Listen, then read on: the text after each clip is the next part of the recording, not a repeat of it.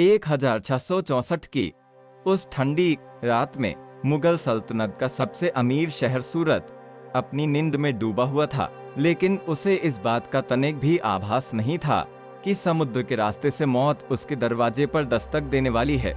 यह महज एक लूट नहीं थी, बल्कि औरंगजेब के अहंकार पर किया गया एक ऐसा प्रहार था जिसने भारत के इतिहास की दिशा बदल कर रख दी। सूरत उस समय मुगल साम्राज्य का सबसे समृद्ध बंदरगाह था, जिसे बाबुल मक्का या मक्का का द्वार कहा जाता था। यहाँ का व्यापार इतना विशाल था कि इसे मुगल खजाने का एटीएम माना जाता था। लेकिन शिवाजी महाराज के लिए यह केवल धन कमाने का साधन नहीं, बल्कि एक कूटनीतिक चाल थी। वे जानते थे कि औरंगजेब की विशाल सेना को सीधे युद्ध में हराना मुश्किल है, इसलिए उन्होंने गनीमी कावक यानी छापामार युद्ध नीति का सहारा लिया। शिवाजी महाराज ने अपनी गुप्तचर प्रणाली के जरिए यह सुनिश्चित किया था कि सूरत की रक्षा व्यवस्था में कहाँ कमजोरी है। जब उन्होंने सूरत पर चढ़ाई की तो मुगल सूबेदार इनायत खान इतना डर गया कि वह अपनी सेना और जनता को छोड़कर सूरत के किले में छिप गया। यह शिवाजी महाराज की एक सोची समझी मनोवैज्ञानिक जीत थी, जहां दुश्मन ने बिना लड़े ही मैदान छोड़ दिया था। सूरत पहुंचने पर शिवाजी महाराज के सैनिकों ने एक बहुत ही अनोखा अनुशासन दिखाया। उन्होंने मंदिरों और मस्जिदों को पूरी तरह सुरक्षित रखा, यहाँ तक कि उन्होंने किसी भी महिला या आम नागरिक को नुकसान नहीं पहुंचाया। यह आज के दौर में भी एक बहुत बड़ा सवाल खड़ा करता है, एक लुटेरा इतना धर्मपरायण कैसे हो सकता है? इतिहासकार मानते हैं कि महाराज की यह नीति उनकी प्रजावत्सल छवि को और मजबूत करने के लिए थी, ताकि वे साबित कर सके कि उनका झगड़ा औरंगजेब की नीतियों से है, ना कि आम जनता या किसी धर्म से। इस घटना का सबसे हैरान करने वाला पहलू यह था कि शिवाजी महाराज ने लूट के दौरान विदेशी व्यापारियों, विशेषकर अंग्रेजों और फ्रांसीसियों के कारखानों को हाथ तक नहीं लगाया। इसके पीछे का कारण था उनकी कूटनीतिक दूरदर्शिता। वे नहीं चाहते थे कि लूट के दौरान कोई भी यूरोपीय शक्ति मुगलों के साथ मिलकर उनके खिलाफ खड़ी हो जाए। उन्होंने अपनी शर्तों पर अंग्रेजों से समझौता किया और उन्हें भी अपनी सुरक्षा के लिए मजबूर कर दिया।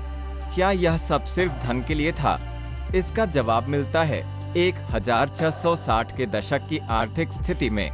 शिवाजी महाराज को स्वराज्य की स्थापना के लिए एक मजबूत आर्थिक आधार चाहिए था।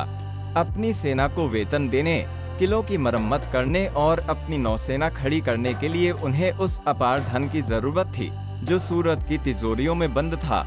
यह धन औरंगजेब के विलासिता के खर्चों का हिस्सा था, जो अब स्वराज्य के निर्माण में लगने वाला था। इस घटना पर इतिहासकारों में आज भी मतभेद हैं। कुछ मुगलकालीन दरबारी इतिहासकारों ने इसे एक बर्बर लूट के रूप में चित्रित किया, जबकि मराठा इतिहासकारों के लिए यह एक रणनीतिक हमला था। सच्चाई यह है कि यह हमला औरंगजेब के लिए एक बहुत बड़ा अपमान था। अपनी नाक के नीचे से इतनी बड़ी दौलत निकल जाना, वह भी तब जब वह खुद को भारत का सबसे शक्तिशाली शासक मानता था, औरंगजेब के लिए एक गहरा मानसिक सदमा था। इसी अपमान का बदला लेने के लिए उसने बाद में जय सिंह को भेजा, जिसके परिणाम स्वरूप पुरंदर की संधि हुई।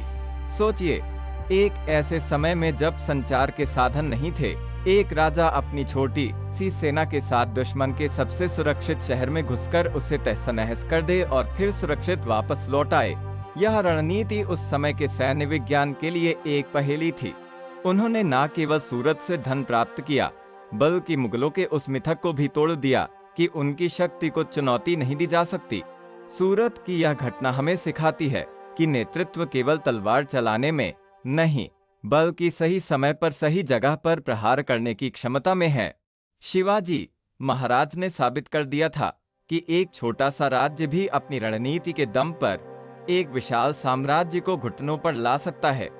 क्या आपको लगता है कि सूरत की लूट उस समय का सबसे बड़ा रणनीतिक दांव था, जिसने शिवाजी महाराज को एक क्षेत्रीय राजा से राष्ट्र निर्माता की राह पर खड़ा कर दिया?